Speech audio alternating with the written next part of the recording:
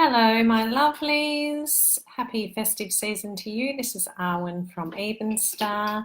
Just wanted to have a chat to you today about the amazing universal energy that we have coming to us over the weekend, just in time for Christmas, where we have our summer solstice on Saturday, and then we have a full moon on Sunday. And both of these things provide us with opportunities to really access and tap into that energy of closing things off for the year. So especially here in Australia, where we do tend to run things on the calendar year, like education and stuff like that.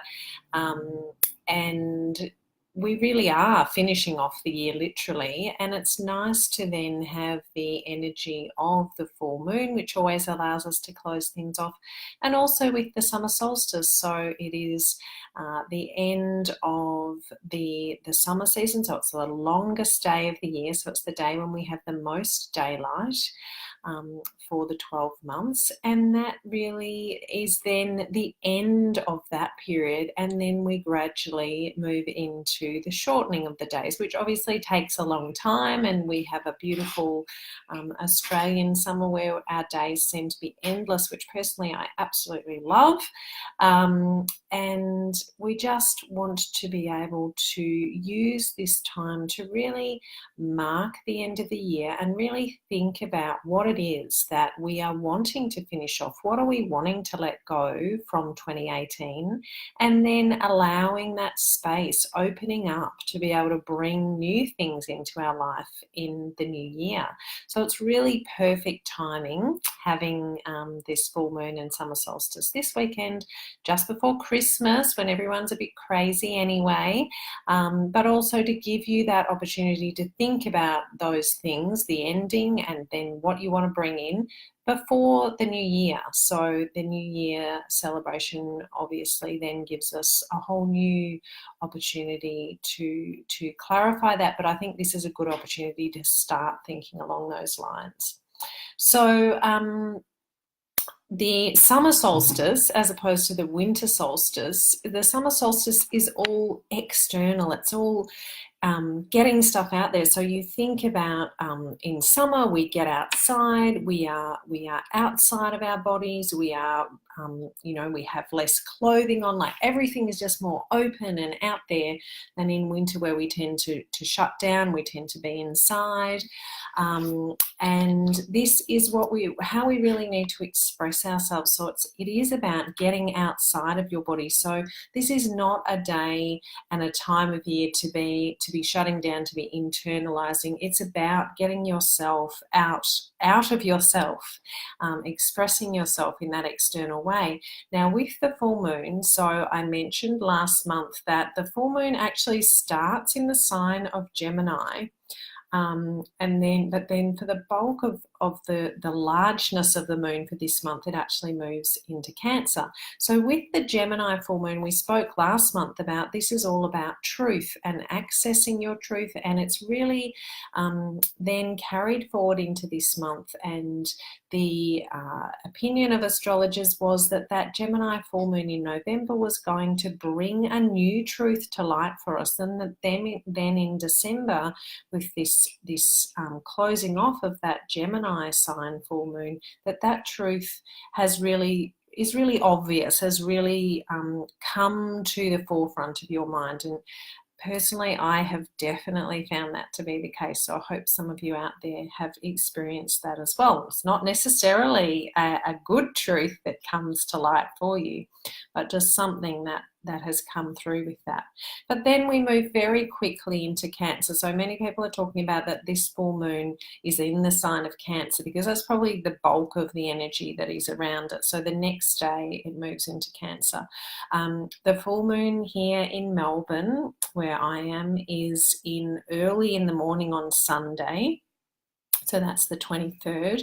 So you could kind of think of it as overnight Saturday night. And as I always say, we experience the energy of the moon for a few days either side.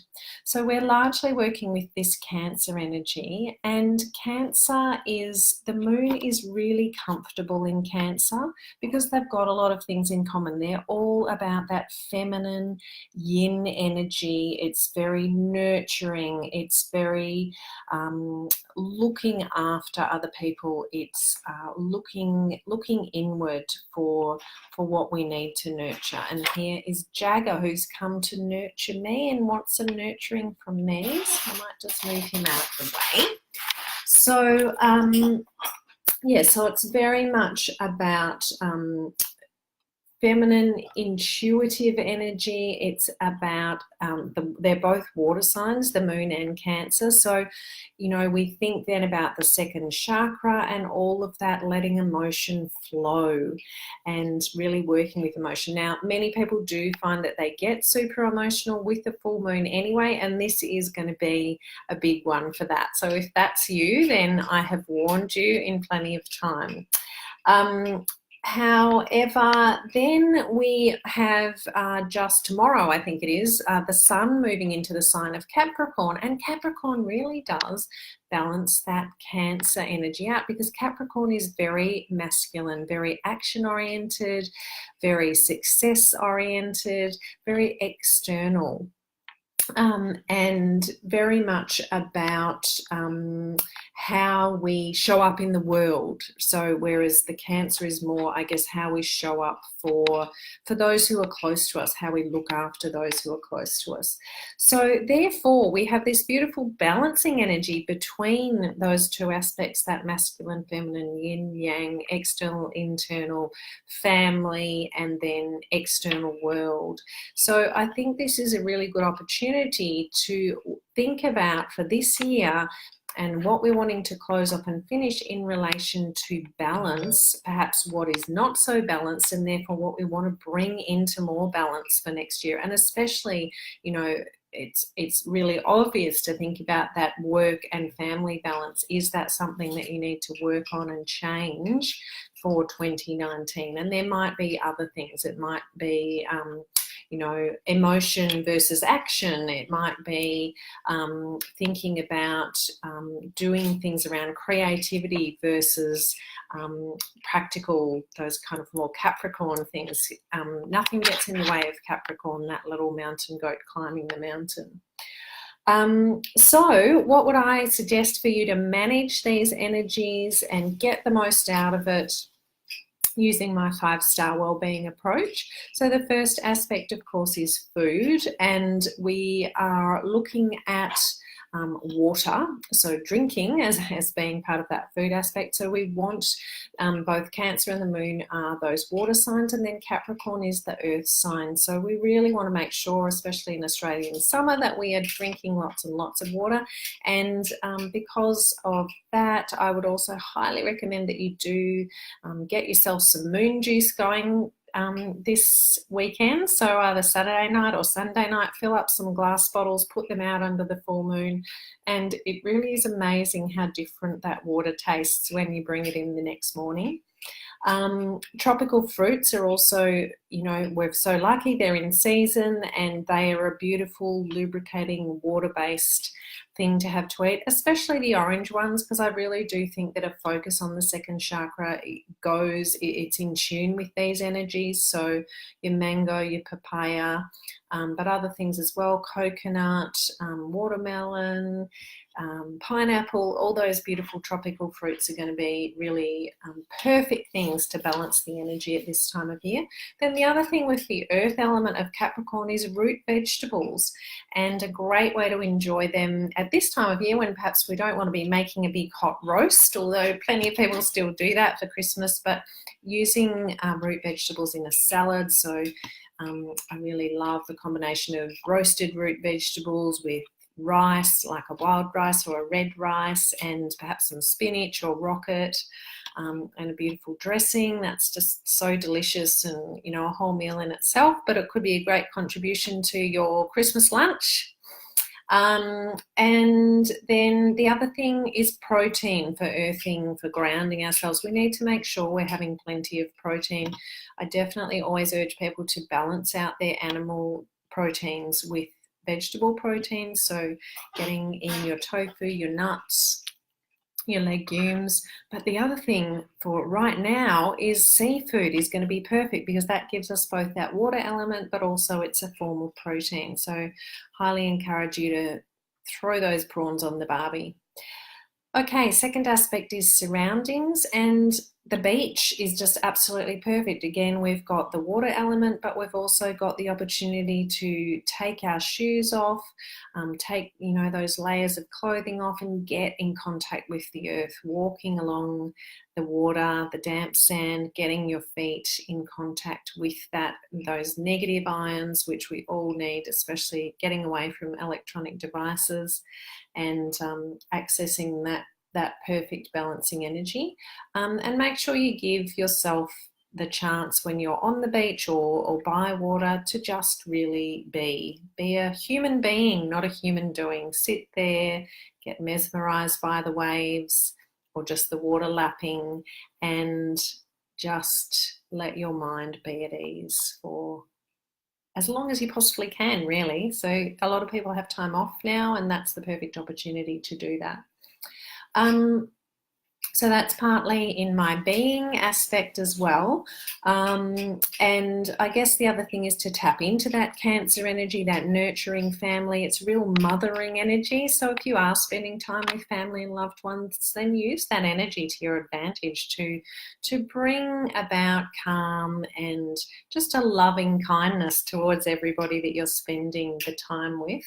If you aren't, then it's about expressing that love to yourself, and you really do need to, tell the universe that that's what you're doing by making sure you make time to do things that you love.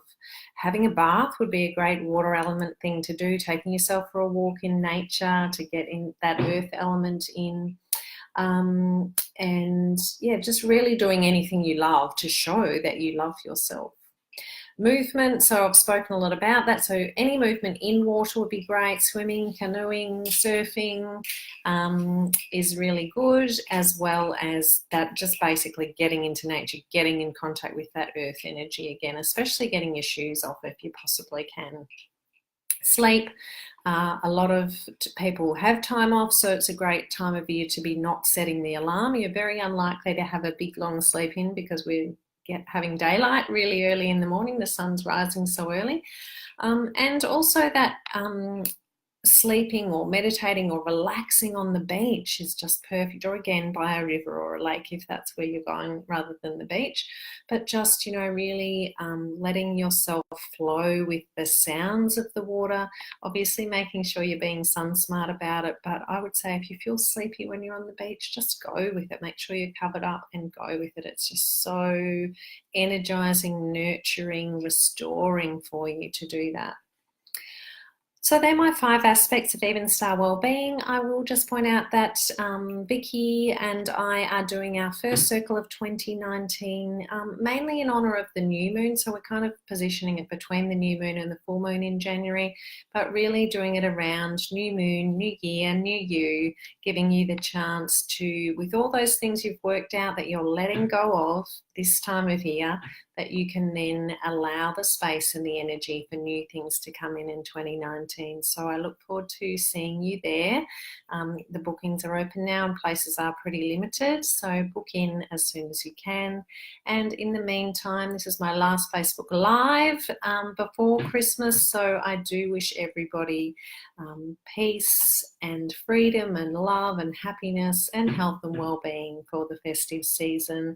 I will be doing a live the middle of next week all about overindulgence and how to manage that, so I hope some of you will join me then. In the meantime, be well.